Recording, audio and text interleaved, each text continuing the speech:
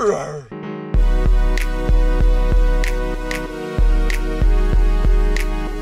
what up, WillVlog viewers? What's up, WillVlog viewers? So we are. I'm going to show you a little bit of Driggs today. So let's go check it out.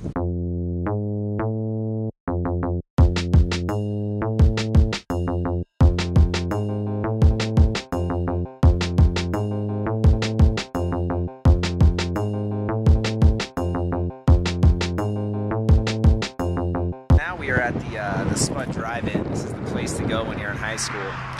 You come out here every night and watch the same freaking movie. Nobody watches. It's like a social event.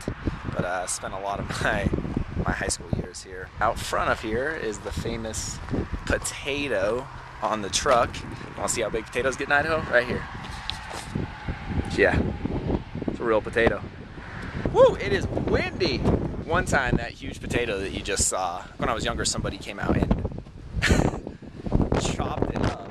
Well, first of all, they saran wrapped it and put like fake butter on top of it, so it looked like a baked potato. And they ended up destroying it. But it was pretty funny when they did the baked potato thing. It is really windy, so this audio is probably going to be extremely distorted. So that's the Spud Drive-in. Let's go on to the next thing in Driggs. This next spot I'm going to show you, it's really windy outside, so I'm going to have to do some of this talking in the vehicle. This next spot I'm about to show you is where I used to feed cows. My family doesn't own a farm.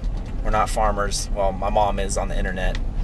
Outside of that, though, not farmers. But I had to feed cows when I was a kid from like, I don't know, 2nd or 3rd grade until 8th grade. Then when I got into high school, I did sports and stuff, so I couldn't. But every night at 5:30, the guy who owned these cows would come and pick me up, and then we'd go saddle up the horses and the sleigh and put hay on it and feed the freaking cows. Ask me if it sucked. Yes, it did. But this is the area where I fed cows, and it's just basically going to show you again that Idaho is country. Park there, dude. I didn't know where it was. So basically, we go down there, straight down there and park. There used to be a shed there, and saddle up the horse and everything. And over there, that building was a bunch of hay. That's where we would load the hay, and then there'd be freaking cows all out here, and we'd feed them. Then there'd be cows like way over there and over there. Basically, it took a long freaking time. But anyways, on to the next. So this road here goes out to some like river access. My good friend in high school used to live way out young. You could get to him on a paved road. It was easier to go down the paved road. But we would take our 4-wheelers before we had driver's license and come down this road, or snow machines if it was the winter. And one time, my brother came home. He's all crying and stuff. He was younger. I know he probably would deny crying now. No, he wouldn't. But he was wearing a sweatshirt, and it was covered in blood, and it was all ripped up, and he only had one shoe on. And he's like, I need to go to the hospital. He's like in shock. He had crashed the 4-wheeler on this road, went into a barbed wire fence, lost his shoe, got him all cut up. He had to get a bunch of stitches.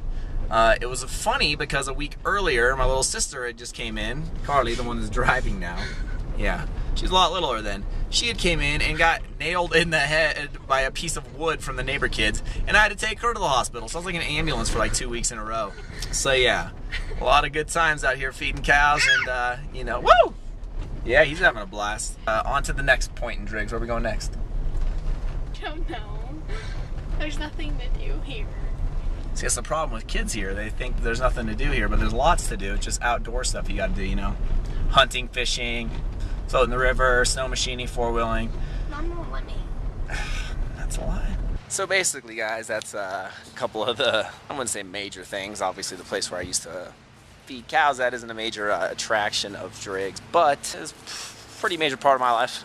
So the town itself is really small. There's not a lot of stuff to do in the town. The thing that people do here the most is outdoor stuff. One of the main things here is Grand Targhee Ski Resort, but I'm gonna wait till Christmas to go up there with the flip, maybe go skiing, show you the Tetons up close. So, you know, there's a lot more stuff I can show you here, but I don't want to give it to you all in one vlog. One of the other things about this town is it still looks small to everybody else, but it's changed quite a bit since I was a little kid. Jackson Hole, Wyoming is real close, and what happened there is it got overpopulated really fast, and it's really expensive to live there. So what ended up happening is people moved over to our side of the hill. Right over those mountains is Jackson Hole. We're on this side.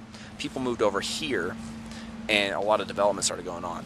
So within like a few years, there was 5 golf courses. Keep in mind, this is a place that only has like golfing 3.5, 4 months out of the year. The rest of the year it's too cold and there's snow on the ground. And everybody's building $1 million homes and stuff like that because they think they're going to flip them. Then, you know, the whole recession and housing market, you know, collapsing sort of happened and everything went down the gutter. So now there's all this somewhat developed land, you know, semi-built golf courses, semi-built houses, and it's just stagnant. Nobody's doing anything on them. And so a lot of people in the town are pissed off about that. Yeah, that's a little history of my town. I hope you guys enjoyed it. I'm going to be heading back to Portland now. Thanks for watching. Thanks for subscribing, all that.